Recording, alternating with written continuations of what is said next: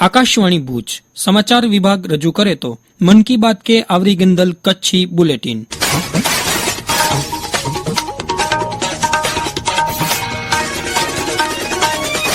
नमस्कार।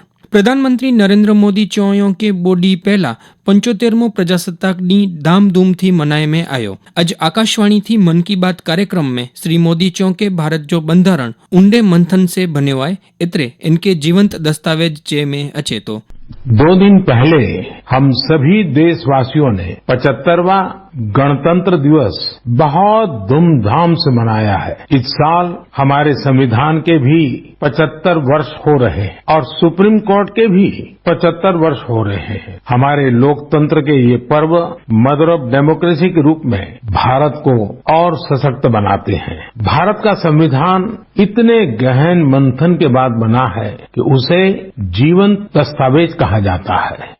प्रधानमंत्री हिनवरे प्रजासत्ताक डीजी परेड में नारी शक्ति जो विशेष उल्लेख कर्यो। श्री मोदी चौं के हिन वक्ते परेड में शामिल 20 टुकड़ियों में थी 11 महिलाएं जी वयूं। इस बार 26 जनवरी की परेड बहुत ही अद्भुत रही, लेकिन दस्तों में से 11 दस्ते महिलाओं के ही थे।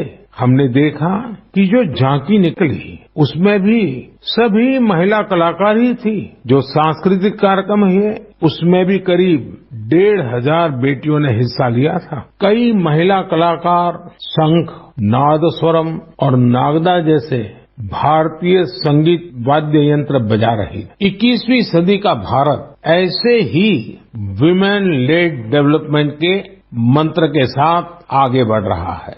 थोड़ा दी पहला जाहिर थયેલા पद्म पुरस्कारें जो उल्लेख करींदे प्रधानमंत्री चयो के समाज में वडो परिवर्तन खणी अचे वारे अनेक माण्हुए के पद्म पुरस्कार देने में आया आई।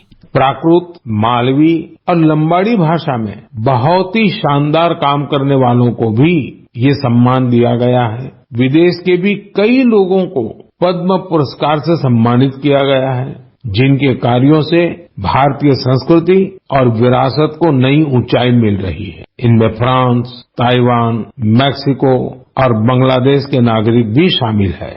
गई 5 जनवरी जो उजवे में अचेल राष्ट्रीय मतदाता डी जी गाल करींदे श्री मोदी चौं के विदेश में लगभग 96 करोड़ मतदाता आई।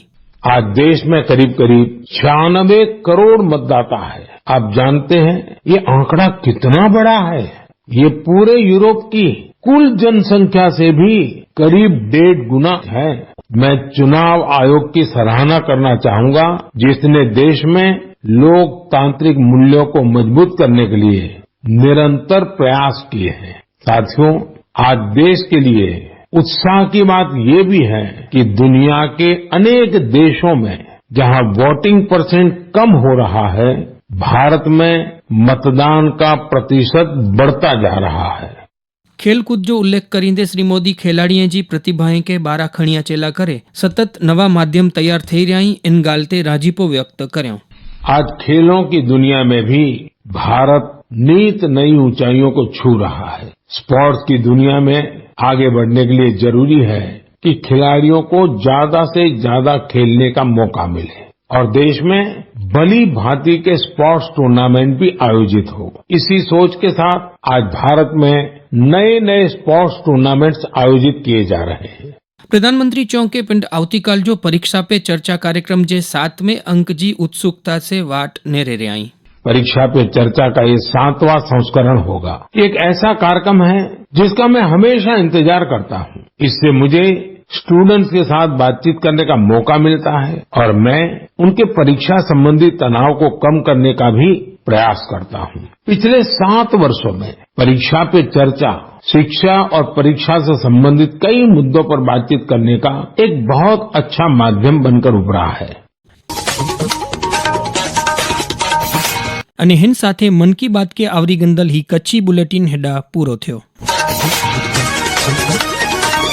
संकलन અને પ્રસ્તુતિ અશરફ નથવાણી। નમસ્કાર।